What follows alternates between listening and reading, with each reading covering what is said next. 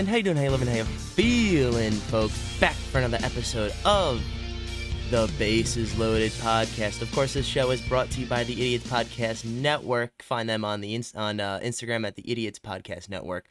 You know, of course, I'm your host. My name's Zach, Idiot Number 0. I'm glad to be back as always in the studio. You know, cooking up some more content for the boys. You know, want to get those MLB juices are flowing before the season starts, before we hit opening day on March 28th.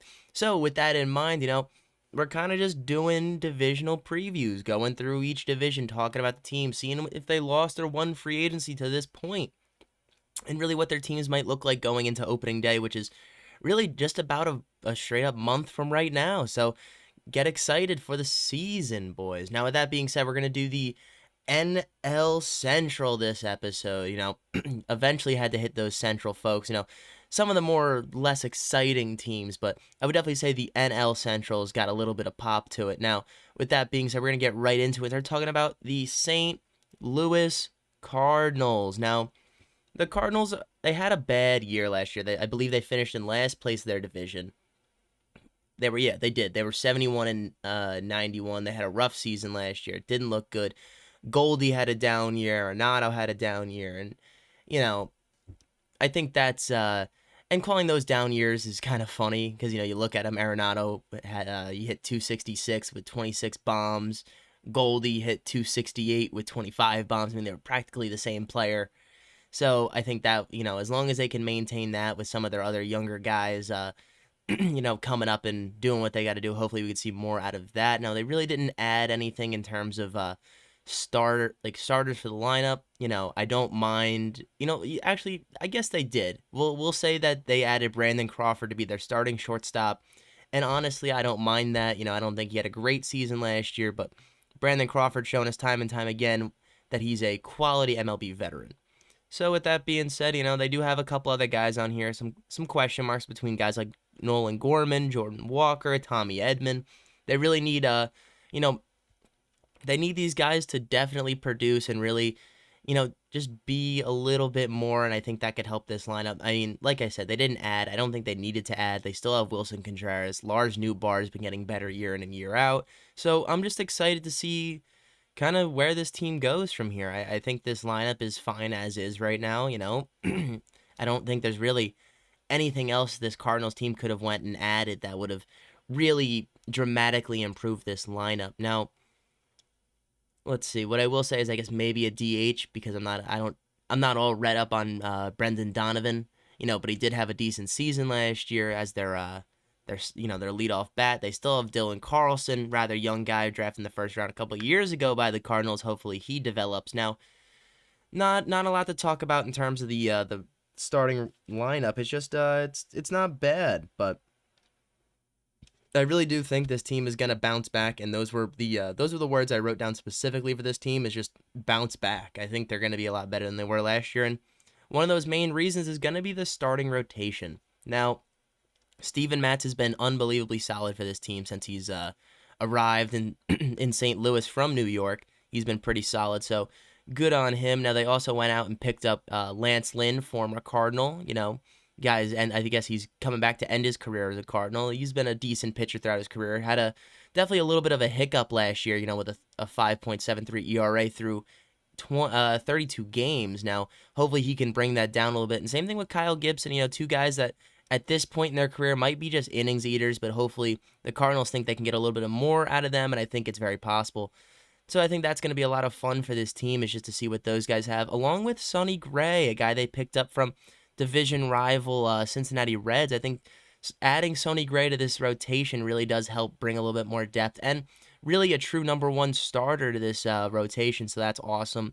They really do feel like they need a Jordan Montgomery back in this rotation. It just feels a little thin. You know, I don't mind Miles Michaelis, Kyle Gibson, or Lance Lynn, but I don't think those are really the guys you want rounding out your rotation. I think if they were to add a Jordan Montgomery back rather than a Lance Lynn, I think that would have made this team just 10 times better than they already are, but it is what it is. Now, with that being said, you know, their next their next thing is the bullpen. And now in the bullpen, they definitely made some awesome moves. They went out, picked up Andrew Kittredge, a guy who's had a lot of success in Tampa Bay over the last couple of years. Now, I believe he was injured last year, only was able to get in about 11 innings. So, hopefully he's able to bounce back the same as he once was. We saw Keenan Middleton from the New York Giants, oh my God, from the New York Yankees come over after having a pretty good season, 50 innings with a 3.3 ERA. So that's going to be a nice little addition there. I don't think this bullpen is all too bad. They do have Jojo Romero and John King as their lefties. Definitely not too shabby.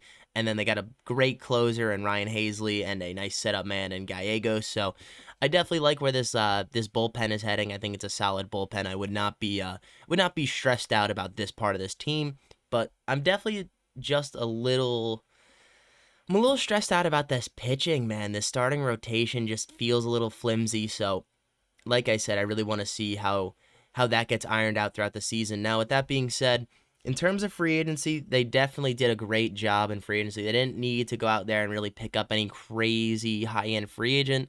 They went out there, rebolstered the starting rotation, rebolstered the bullpen, and added a little bit of depth to that lineup in terms of Matt Carpenter and Brandon Crawford. So I do like those signings. I think they did a decent job. And really, I can guarantee you that they're going to be better than they were last year. They just had an unbelievably bad season, but I don't think that we're going to see them be worse than the Pirates again. As a matter of fact, I think they're going to be the team that goes from a little worse to first action this year. Now, with that being said, they're currently at 84.5 games at their total win-loss ratio. They're over for wins. So I'm going to hammer the over at 84.5. I think they get closer to 90 wins. I really do think this Cardinals team is going to be pretty solid. Now, I know that's a big bump up, pretty much 13.5 games from last year, but I do think that this team is going to be very, very solid. I think the Cardinals just have a good opportunity to make a nice little playoff run, especially in a rather weak NL Central, especially a division that's just gotten weaker and weaker as the years have gone on. Now, the next team we're going to bounce over to is going to be the Chicago Cubs. The Cubbies have had a fun team, and the best part of all is that they most recently re-signed Cody Bellinger. So that makes my life a hell of a lot easier talking about this ball club, because I'll be blatantly honest with you, without Bellinger, this lineup looked a little bland, a little stale, and now with a guy like Cody Bellinger back in this lineup, I think it just adds so much extra depth. I mean, you now have another guy who can steal bags, hit at a high percentage, hit bombs, and he hits from the left side of the plate. So all of those are just very advantageous towards this team. It gives them a power bat in the middle of the lineup that can be there to not only be their main power bat, but to also protect guys like Dansby Swanson and Ian Happ, some of the better hitting righties in this entire lineup. Hell, even Seiya Suzuki, adding this type of lefty bat into this lineup, I think really adds a lot of high quality at bats that they would have not otherwise had, and especially bringing back a guy like Cody Bellinger, a possible MVP from last year. Definitely, I believe he did get some votes, but I'm just excited now. I'm really happy that they went out and they were able to sign Bellinger. I think this makes this team just a hell of a lot more fun now. In terms of what they added to the lineup, they outside of Bellinger getting him back, I mean, they added Michael Busch. I don't know anything about you, Michael Busch. Maybe you're good, maybe you're bad. I don't know. So I'm not going to make any objective, you're good or bad. Now, they do have Patrick Wisdom, a guy who's gotten a lot of time at first base, has had a little bit of success there. And they also have Garrett Cooper, brought him in from San Diego. Was previously in Miami. Before that, I believe he was somewhere in Milwaukee. Now, I think Garrett Cooper is going to end up becoming the starting first baseman if Michael Busch just doesn't pan out. But I don't mind the way this team has been constructed. I think having a guy like Garrett Cooper come in off the bench to be able to play first base is just nice and it's a great pickup for them. I think they did a good job there. Now, in terms of the starting rotation, Justin Steele coming off a phenomenal year from last year with a 3.0 ERA through 30 games. Couldn't have asked for anything more out of the 28-year-old. You also have Kyle Hendricks, who's still somehow getting it done with that sub-80 fastball. I guess he's got a hell of a movement on that pitch, so good for you, Kyle Hendricks. You're still there. Now, to talk about some of the more interesting things with this lineup, we're going to see young man Jordan Wicks A guy who's been coming up through the Cubs system, drafted in 2021 at the 21st pick in the first round. He's going to really be getting some more opportunity at the major league level. Last year he pitched 7 games to a 4.4 ERA. I think that we could see Jordan Wicks potentially have a little bit better of a season. Young guy, young arm, trying to see what he's got. So I'm excited to see what they have there. Jameson Taillon, he's mid. He's an innings eater. That's what he is. I'm not going to act like he's anything more. And then we have Shota. Oh, this is going to be a tough one. Shota Imanaga. I hope I said your last name right because you had a hell of a press conference, brother. Honestly, the most exciting free agency press conference I've seen in a long time. I'm very excited to see Shota get on the mound this season, coming over from the Japanese league. Very excited about him. Honestly, I think he's become my favorite free agent in this whole entire 2024 free agency pool just because of that interview he had done post-signing. So, like I said, I'm really, really excited for Shota. I really hope he has a phenomenal MLB debut and career. So excited to see what that man has to bring to the table for the Cubs, and I'm sure the Cubs are just as excited. Now, with that being said, they did do a little bit of work to the bullpen, really only picking up Hector Neris. They did pick up Yency Almonte. Now, I don't know anything about Yency. His first name's kind of funny. It's Yency with a Y. Yency. That's a crazy first name. I kind of like it, though. But that's there. We have Mark Leiter Jr., who, he's 33? Why did I think... Oh, no, that's Jack Leiter. Jack Leiter's the good one. My bad. I was like, why the hell is Mark Leiter 33 years old? I thought he was just drafted. But he is a Texas Ranger. My bad, guys.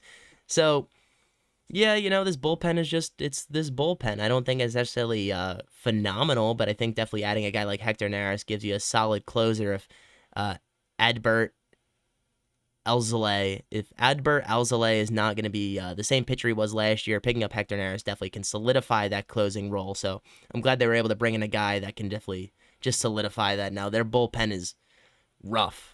It's definitely rough in comparison to just about everybody else's. Everybody has a decent bullpen right now. It's tough to have a bad one, but I would argue the Cubs have a bad bullpen at this point in the season. Obviously the season hasn't started yet, but I just wanted to make that clear with the folks. So, with that being said, I think this team is just kind of eh.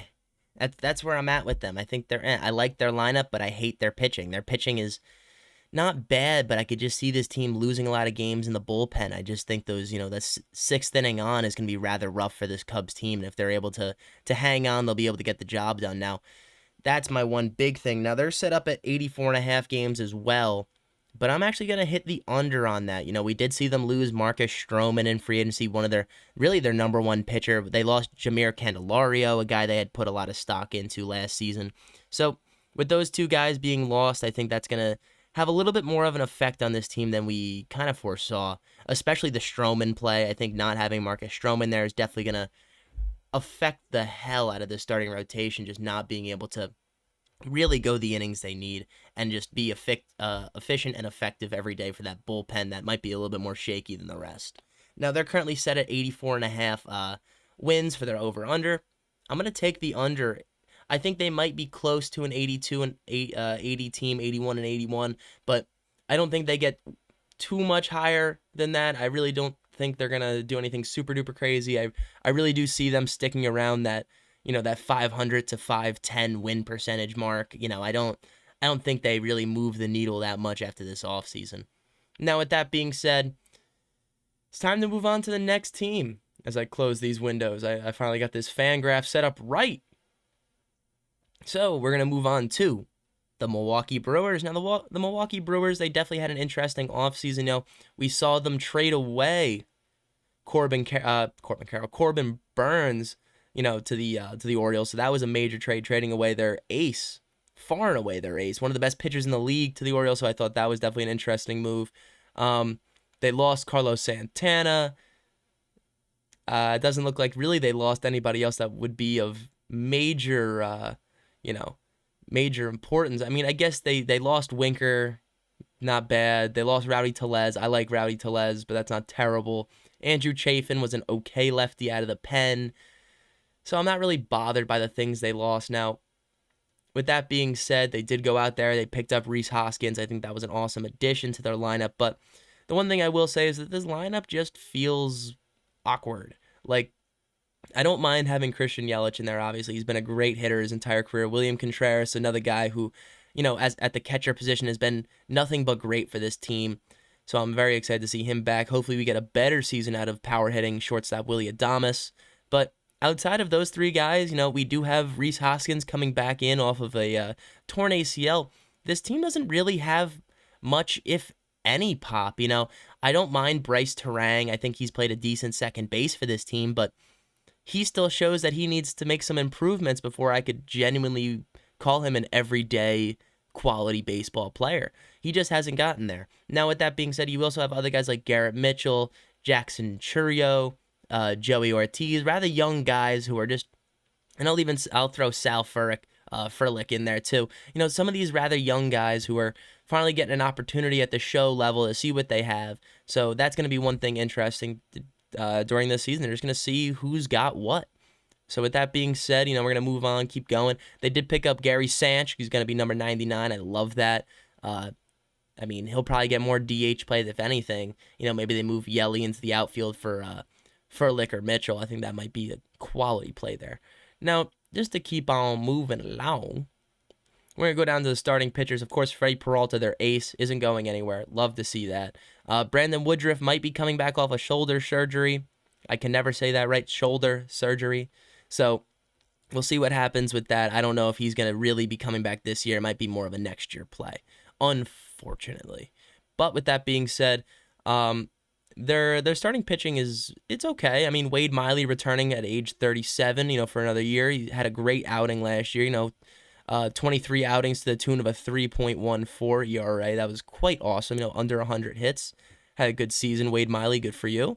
I hope you can replicate that again for this Milwaukee Ball Club. We also saw Jacob Eunice, guy they acquired from the San Francisco Giants this previous offseason. He had an all right season last year. He had four games started. He did have 86 innings pitched to a tune of a 3.87. Definitely had more of a reliever role last year. We're going to see how he's going to do in this starting rotation role, so I'm excited for that. And then DL Hall, a guy that came over in that Corbin Carroll trade. We're going to see how he's able to pitch. Now, he didn't do too bad, but he didn't even make 20 innings last year, so I'm not going to say he's good or bad. We got to see what he has. Now, in terms of their bullpen, when you look at their 2023 stats for this bullpen, you go, holy shit. I've never seen so many guys under a 2 ERA. They have Devin Williams, who's obviously a phenomenal closer. They had a guy named Hobby Milner, who had a phenomenal season last year through 64 innings, and Abner Uribe had an awesome season too.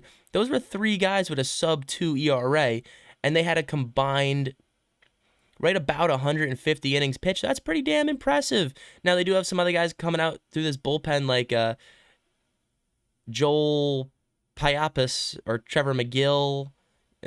Some of these names are freaking hard, man, all right?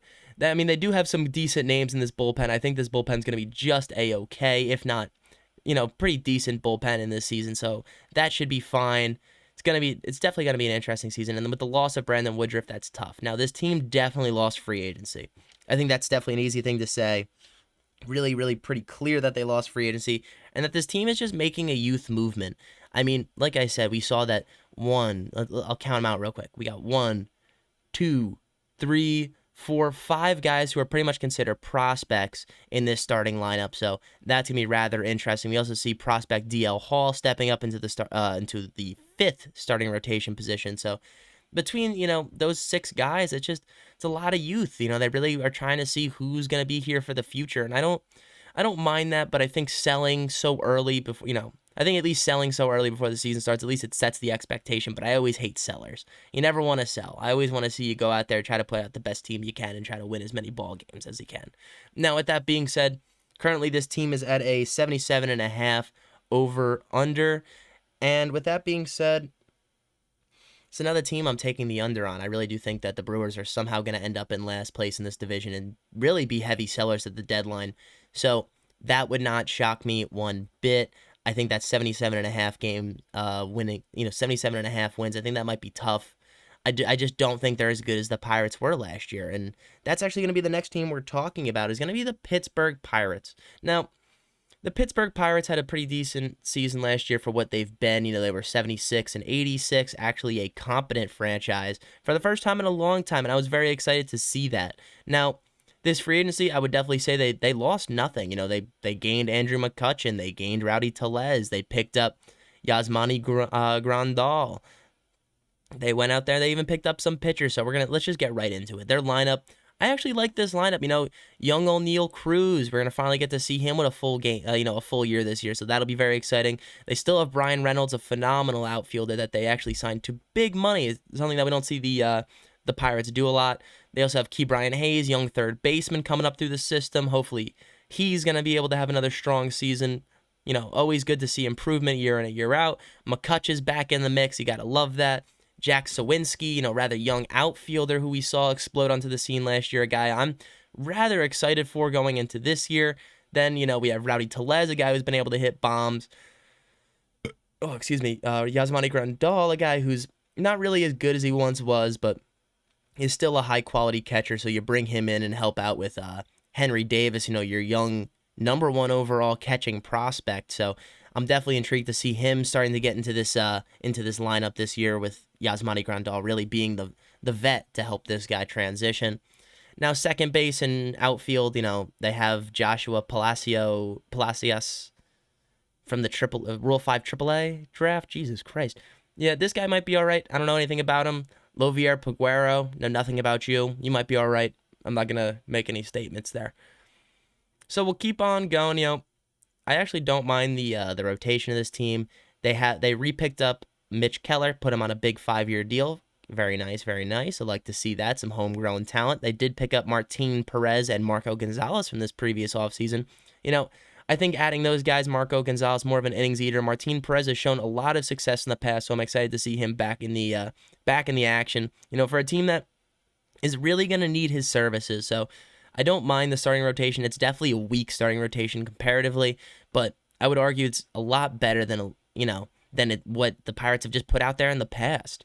Now, with that being said, we're going to move on to their bullpen. They did do some work. They went out, picked up Chapman, and they also picked up Josh Fleming. Now, Chapman had a pretty decent season last year, was able to close out the season for the Texans, or the Texas Rangers. Might as well be the Texans at this point, but he had a great year, so that was awesome. They picked him up. David Bednar, a guy who's been an unbelievable closer for this team, so they still have them. A couple other relievers I just like to highlight just for having good seasons last year. Ryan Borwicki, Carmen. Yeah, we're just going to call you Carmen because I cannot say your last name right. It's an ML. How the hell you say MLOD? Mlodzinski? Like, how the fuck am I supposed to pronounce that, dude? Please, give me an enunciation of it. Please, God. It's terrible. But you had a great season last year, brother. So, with that being said, I don't really hate... I actually like this bullpen. It's definitely better than that of the Cubs. It's not the best in the world, but definitely a quality bullpen for a team that doesn't have a ton of quality on it. Now, in terms of injuries, I think we might see, JT Brubaker come back, He's coming off of Tommy John from April of last year, so odds are we could see him back into the starting rotation this year. I'm very excited to see what he has, and really just what this Pirates team is gonna be. This Pirates team has been nothing but kind of sadness and disappointment for the last 10 years, and they're finally fun again. So I'm very excited to see how this team does, and I'm very excited to just root for this Pittsburgh Pirates team because honestly, it's a fun squad. There's nothing else I can say besides it's just a really fun squad with a lot of potential, a lot of upside. So with that being said, they're currently at a at a 74.5 game over under, and honestly, I think this team is definitely a 74 game winner. I mean, they were able to win 76 games last year. They definitely improved.